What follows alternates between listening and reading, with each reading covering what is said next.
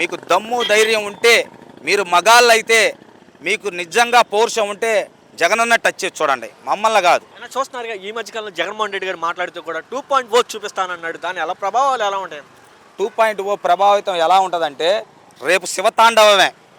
జగనన్న గెలిచాక రేపు రాష్ట్రంలో ప్రతి కార్యకర్త శివతాండవం చేయటమే.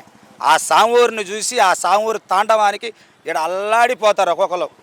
మామూలుగా ఉండదు రాష్ట్రంలో.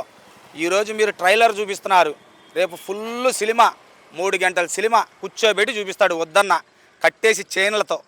అలా ఉంటుంది మీ పరిస్థితి అని ఈసారి చూస్తున్నారుగా. గతంలో జగన్మోహన్ రెడ్డి ఓడిపోవడం కారణం ఏంటంటారు?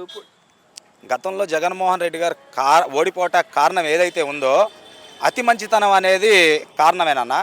ఎందుకంటే ప్రజలు అడిగితేనే ఏదన్నా పెట్టే దిశలో ఉంటే ప్రజలు గుర్తిస్తారు. కానీ ప్రజలు ఏది అడగకుండా మనం అతి మంచితనం మీద ప్రతీదీ చేసుకుంటూ పోతే ప్రజలు జగన్మోహన్ రెడ్డి గారి పట్ల ప్రజలంతా కూడా ఎలక్షన్ ముందు దాకా కూడా ఆయన వెంటే ఉన్నారు. ఎలక్షన్ రోజు ఆ ఒక్కరోజు ప్రజలంతా కూడా ఆయన నుంచి మారిపోయారు. దానికి ఉదాహరణ నేనే. పోలింగ్ బూత్లు కాడ ఆ రోజు మేము ప్రజలని ఓట్లు అడుగుతుంటే పక్కా జగనన్న అభిమాని ఒక మహిళ నాతో అన్న మాట, లోనకి వెళ్తుంది ఓటేటాకి. నేను అడిగాను, అక్క మన గుర్తు ఫ్యాన్ గుర్తు గుద్దేయమన్నా.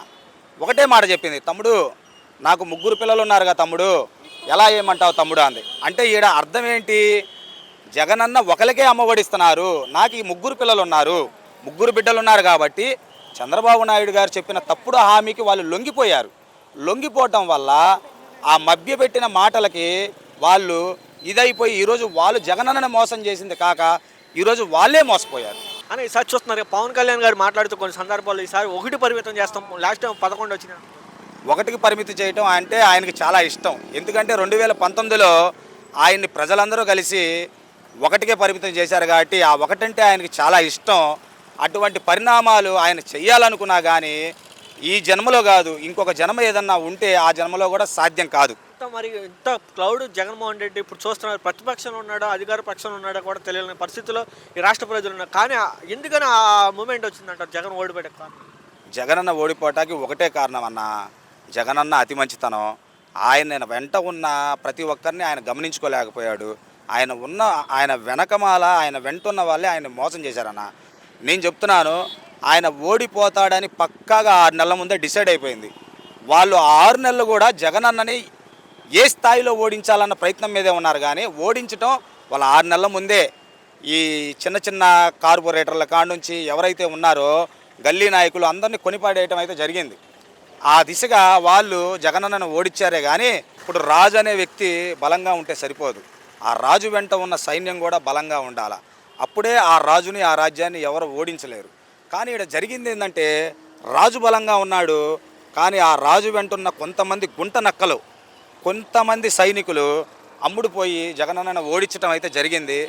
కానీ ఓడించినా కానీ ఈరోజు బలైపోతుంది కూడా ఆ సైనికులే, ఆ ప్రజలే, అన్యాయం అయిపోతుంది కూడా ఆ కార్యకర్తలే. అంటే చూస్తున్నారుగా, మీలాగా మాట్లాడే సోషల్ మీడియా యాక్టివిస్టులు కానీ తర్వాత ఎవరైతే ముందుకొచ్చి మాట్లాడుతున్నారో వారి మీద అక్రమ అరెస్టులు జరుగుతున్నాయని చెప్పి వైసీపీ ఆరోపిస్తుంది. నిజమేనంటారు? ఖచ్చితంగా జరుగుతుందన్న. ఈరోజు మీకు ఏదన్నా మీ మనసులో ఏదన్నా పగున్నా రివెంజ్ తీర్చుకోవాలనుకున్నా కానీ పెద్ద స్థాయిలో ఉన్న వ్యక్తి సింహం లాంటిని కొట్టండి. మాలాంటి చిన్న స్థాయి వ్యక్తులు సోషల్ మీడియా వ్యక్తుల్ని పోస్టులు పెట్టే వాళ్ళని వేధిస్తే మీకు ఏది రాదు.